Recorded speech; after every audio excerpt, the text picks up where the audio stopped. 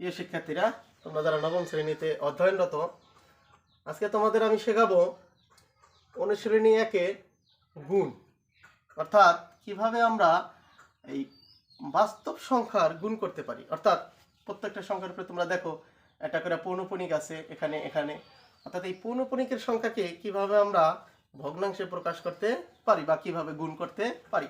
ছোটবেলায় আমরা গুণ করছি, কিন্তু এখানের গুণটা একটু ব্যতিক্রম। আমি তোমাদের দেখাচ্ছি খুব সহজভাবে, তোমরা অবশ্যই বুঝে যাবা ইনশাল্লাহ। দেখো 0.3 উপরে পৌনঃপুনিক গুণ 0.6 উপরে একটা পৌনঃপুনিক।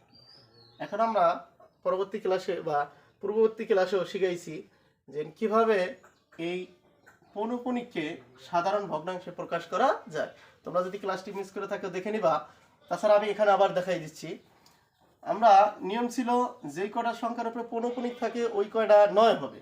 তাহলে আমরা এখানে একটা সংখ্যার উপরে পৌনঃপুনিক আমরা একটা কি দিলাম 9, তারপরে উপরে 3 বিয়োগ দিয়া পৌনঃপুনিক ছাড়া যে কয়টা সংখ্যা আছে, পৌনঃপুনিক ছাড়া 0 আছে, এখানে 0 দেওয়ার কোনো দরকার নেই, বা তোমাদের সুবিধার্থে আমি একটু দেখাই দিচ্ছি। পৌনঃপুনিক ছাড়া আছে 0, একটা 0 দিয়ে দিলাম, গুণ একটা সংখ্যার উপরে পৌনঃপুনিক একটা 9। এখন উপরে 6 বিয়োগ পৌনঃপুনিক ছাড়া আছে 0, দিলাম 0, থাকে কি দেখো, এটা থেকে এটা বিয়োগ করলে তো 3 থাকে, তোমরা জানো। এটা থেকে এটা বিয়োগ করলে 6 থাকে। এখন তোমরা যদি কোনাগাছা কাটাকাটি বা উপরে নিচে কাটাকাটি পারো, তাহলে কাটাকাটি করবা। কেউ কেউ যদি কয় না স্যার আমরা কাটাকাটিতে খুব অভ্যস্ত না, আমরা কিভাবে করতে পারি, তাদের জন্য সহজ নিয়ম হচ্ছে কাটাকাটি যদি না পারো তাহলে লবে লবে গুণ আর হরে হরে কি করবা গুণ। লবে লবে গুণ, হরে হরে গুণ, তার মানে উপরেটার সাথে উপরেটা গুণ, নিচেরটার সাথে নিচেরটা গুণ, যত বড় সংখ্যাই থাকুক কাটাকাটির কোনো দরকার নাই। যেমন 9 9 কত 81, 3 6 কত 18, এখন 81 আর কত রয়েছে 18। এবার তোমাদের একটা ক্যালকুলেটর ইউজ করতে হবে, অর্থাৎ ক্যালকুলেটর দিয়ে তোমাদের এটাও ভাগ করতে হবে। মনে রাখবা ক্যালকুলেটরে সবসময় উপরের ভগ্নাংশটা আগে উঠাইবা। অনেক শিক্ষার্থীরা কি করে নিচেরটা আগে উঠাইয়া তারপরে ভাগ মিলাইতে পারে না। আমরা সবসময় উপরের ভগ্নাংশটা কি উঠাবো আগে। আমরা এই যেভাবে উঠাইলাম 18 ভাগ 81, দেখো আমাদের আসছে 0.2222, 0.2222 ডট ডট ডট ডট, অর্থাৎ অনেকগুলো 2 আসছে। মানে অনেকগুলো 2কে কিভাবে আমরা অ্যান্সারে প্রকাশ করতে পারি। আমি আগেই বলছিলাম যে যে সংখ্যাটা অধিকবার আসবে, অর্থাৎ 2 বা ততোধিক বা অনেকবার আসবে, ওগুলারে আমরা অ্যান্সারে প্রকাশ করার জন্য যেই সংখ্যাটাই অধিকবার আসবে সেই সংখ্যাটার উপরে একটা কি দিয়ে দেব পৌনঃপুনিক। অর্থাৎ এই পৌনঃপুনিক দেওয়ার মানেই হচ্ছে এই সংখ্যাটা কি আছে অনেকবার আছে, তার মানে এটাই তোমাদের অ্যান্সার। এখন আমি তোমাদের দ্বিতীয় সংখ্যাটা দেখাচ্ছি। দেখো দ্বিতীয়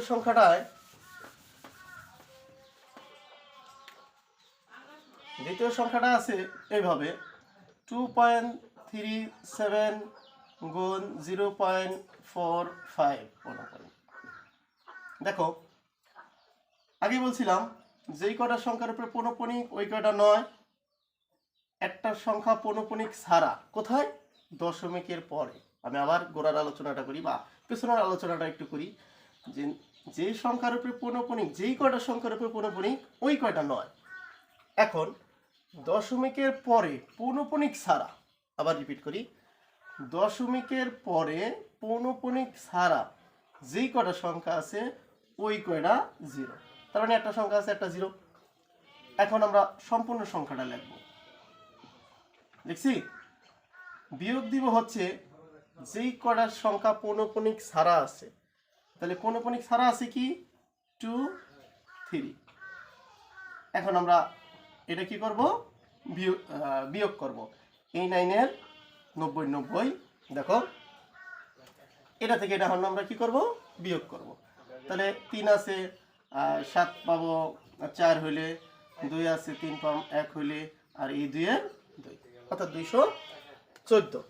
এবার দেখো এই গুণের গুণ, আবার এই দ্বারাটা দেখাই তোমাদের, একটা একটা করে আমি তোমাদের সুবিধার জন্য দেখাইলাম। 0 একটা সংখ্যার উপর পৌনঃপুনিক একটা 9, একটা সংখ্যা খালি আছে পৌনঃপুনিক ছাড়া, একটা কি দিলাম 0। এখন দেখো উপরে 45 এর 45 বিয়োগ দিতে হবে পৌনঃপুনিক ছাড়া কয়টা সংখ্যা আছে কোনখানে দশমিকের পরে। তো দশমিকের পরে একটা সংখ্যা পৌনঃপুনিক ছাড়া আছে, তার মানে একটা আমরা কি দিলাম 4, ওই 4 এর 4 লিখে নিলাম, গুণের গুণ 90 90, এটা থেকে এটা বিয়োগ করলে আমাকে কত থাকে 41। এখন আমি আগেই বলছিলাম যারা উপরে নিচে কাটাকাটি পারো তারা কাটাকাটি করবা, যারা দেখো কাটাকাটিতে স্যার বাই চান্স ভুল হওয়ার সম্ভাবনা আছে সেহেতু আমাদের একটা সহজ নিয়ম শেখাই দিলাম। আমি তোমাদের আবার বলি, যারা কাটাকাটিতে একটু দুর্বল আছো উপরে নিচে, সেক্ষেত্রে তোমরা লবে লবে মানে উপরেটার সাথে উপরেটা গুণ করে নামাবা, নিচেরটার সাথে নিচেরটা গুণ করে তারপরে ভাগ করবা, দেখো উত্তর 100% মিলে গেছে। তাহলে এটাতে এটা আমরা গুণ করি, 9 9 81 00, এটাতে এটার গুণ করি। আমি একটু ক্যালকুলেটরের হেল্প নেই, 41214, দেখো 8774 আসছে। এখন আমরা এটা দ্বারা ভাগ করব, এটাকে এটা দ্বারা ভাগ করলে আমাদের 8100 থাকে 1.0832, এরকম আরো অনেকগুলো সংখ্যা আসবে। তোমরা যদি এরকম অনেকগুলো সংখ্যা আসে, অর্থাৎ কোনোটার সাথে কোনোটা যখন মিল না আসবে তখন তোমরা মোটামুটি 4টা সংখ্যা লিখে তোমরা অ্যান্সার দিয়ে দিবা, তাহলে তোমাদের অঙ্ক 100% হয়ে যাবে। আর যদি কোনো সংখ্যা বারবার আসে তাহলে ওই সংখ্যার উপরে পৌনঃপুনিক দিয়ে দিলেই তোমাদের অঙ্ক 100% হয়ে যাবে।